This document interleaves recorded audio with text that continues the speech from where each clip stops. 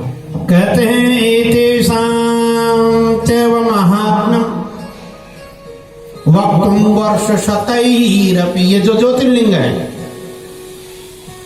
इनका जो वर्णन है वह 100 वर्षों में भी कोई नहीं कर सकता।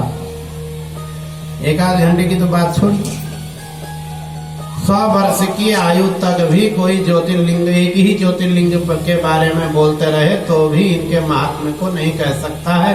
फिर भी सूत जी कहते हैं ऋषियों संक्षिप्त रूप से अपनी बुद्धि के अनुसार इनका वर्णन करता है।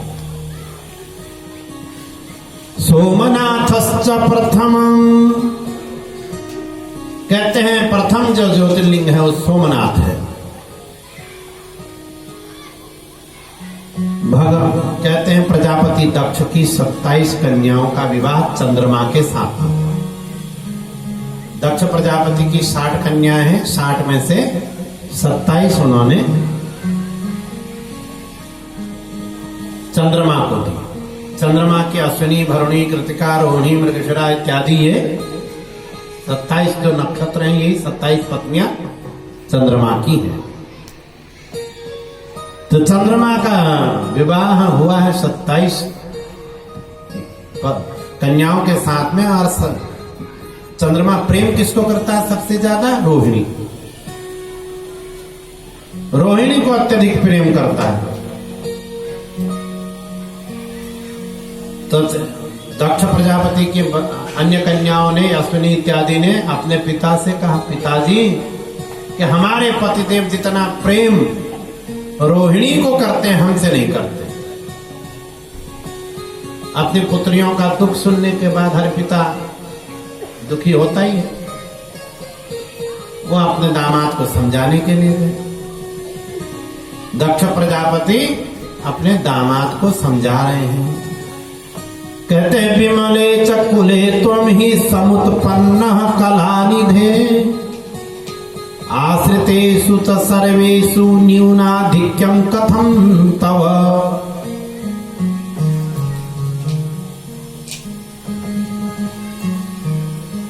दक्ष ने कहा कि हे चंद्रमा तुम्हारा जन्म विमल कुल में हुआ, अत्रि कुल में तुम्हारा जन्म हुआ, अनुसुईया तुम्हारी माता है और तुम इस प्रकार से अपने आश्रित जो लोग हैं उनके साथ अन्याय क्यों करते हो, न्यूनाधिक्य क्यों करते हो, क्यों कम ज्यादा करते हो? अरे सबके साथ एक जैसा प्रेम करो ना। मेरी सभी पुत्रियां समान हैं और तुम्हारी सभी पत्नियां हैं, वो एक जैसा उनके साथ में व्यवहार करो।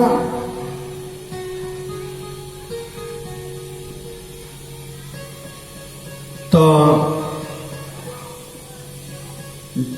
दक्ष ऐसा कह करके समझा करके चंद्रमा को चले गए। चंद्रमा दक्ष की बात को सुनी, अनसुनी कर दी।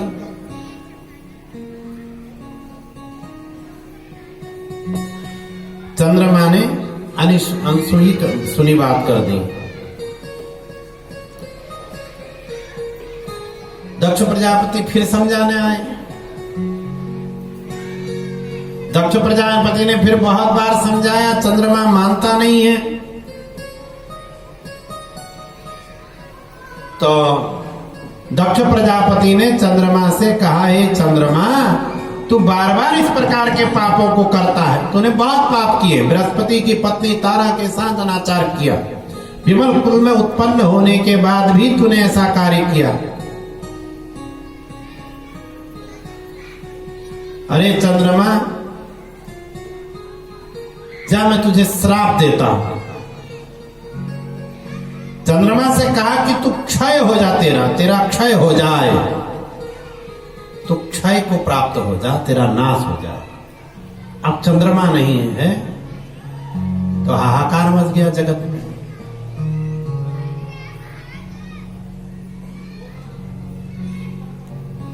तो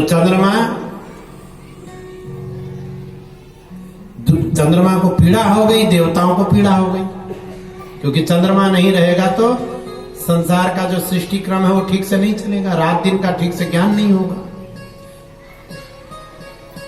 चंद्रमा का क्षय हुआ, सभी देवता चंद्रमा को समझाते हैं।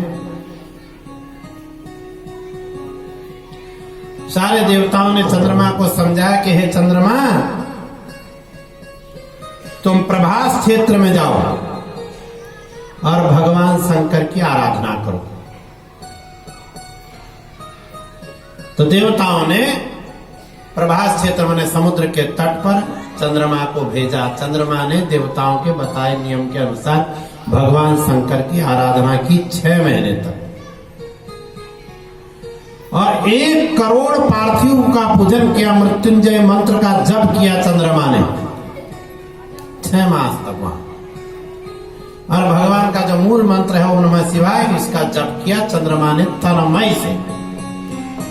चंद्रमा भगवान के मंत्र का जप करता है निरंतर। चंद्रमा का मन अब भगवान शंकर में लगा हुआ, क्योंकि कष्टों से भगवान शंकर ही बचा सकते हैं। इतना बड़ा पाप उसने किया। चंद्रमा ने एक तो अन्याय किया पत्नियों के साथ में, दूसरा अपने ससुर की बात नहीं मानी, अपने से वृद्ध की बात नहीं मानने का भी अपराध है उसको किया है उसने।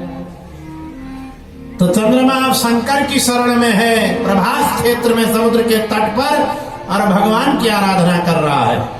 नमः शिवाय ओम नमः शिवाय हर हर भोले नमः शिवाय ओम नमः शिवाय ओम नमः शिवाय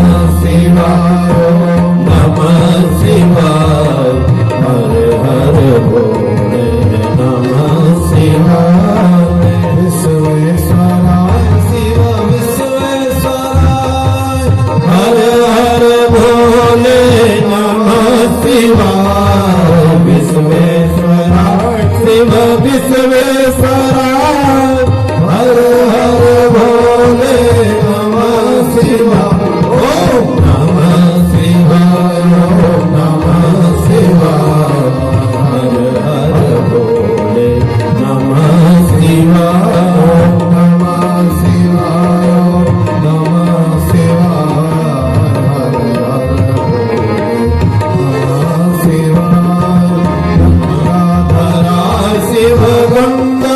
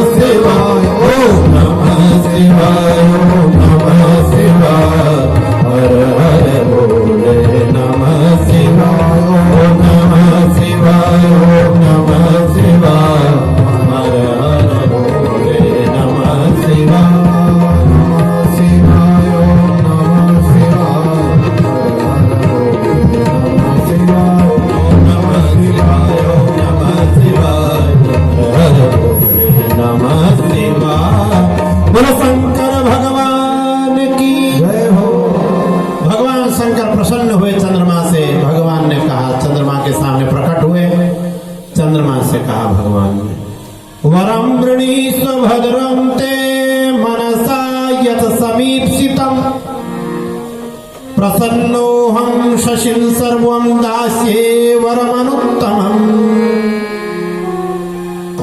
भगवान शंकर ने कहा वरम वृणीष्व, हे चंद्रमा मैं तुम्हारी तपस्या से प्रसन्न हूं, वर मांगो। चंद्रमा ने कहा प्रभु आप यदि प्रसन्न हैं, वर देने में आप समर्थ हैं, तो मेरे अपराध को क्षमा कर दीजिए। क्षंतव्यम में अपराधस्य कल्याणम कुरु सर्वदा, कि हे प्रभु आप मेरा सभी प्रकार से कल्याण करिए, सब मेरे अपराध को क्षमा कर दीजिए जो मैंने अपराध कर दिए। तो भगवान ने कहा भाई देखो ऐसा तूने मेरी आराधना की है, उसका भी फल देता हूं, और तेरे ससुर प्रजापति की बात भी रह जाए, ये दोनों काम कर देता हूं। भगवान ने कहा पक्षे चक्षीयताम चंद्र कलाते च दिने दिने पुनश्च वर्धता पक्षे सा कला च निरंतरम। भगवान ने कहा कि हे चंद्रमा एक पक्ष में तो तू क्षीण होगा, तेरी कलाएं धीरे धीरे कम होंगी, तेरा क्षय होगा, और दूसरे पक्ष में तू निरंतर बढ़ेगा। भगवान ने जब इस प्रकार का वर चंद्रमा को दिया, चंद्रमा सुखी हुआ। देवता आए, देवताओं ने भगवान से कहा देव देव महादेव परमेश नमोस्तुते उमया सहित शंभो स्वामिन् अत्र स्थिरो भव। देवता आ गए, देवताओं ने कहा प्रभु हे महादेव आपसे हमारी प्रार्थना है, महादेव आप उमा के सहित, भगवती जगदम्बा के सहित, उमा के सहित इस स्थान में रहिए ना, हम सभी आपका यहाँ दर्शन करेंगे। प्रभु हम आपसे प्रार्थना करते हैं आप इसी स्थान पर विराजमान हो जाइए, यहीं रहिए। तो भगवान देवताओं के कहने पर उसी स्थान पर विराजमान हो गए। सोम, चंद्रमा का नाम सोम है, तो भगवान सोमेश्वर हो गए, सोमनाथ हो गए। सोमनाथ भगवान की, जो भी पृथ्वी पर एक बार भी सोमनाथ भगवान के यहाँ जाकर उनकी परिक्रमा कर ले, उसको संपूर्ण पृथ्वी की परिक्रमा का फल प्राप्त होता है। ऐसा है सोमनाथ ज्योतिर्लिंग, प्रथम ज्योतिर्लिंग सोमनाथ का वर्णन।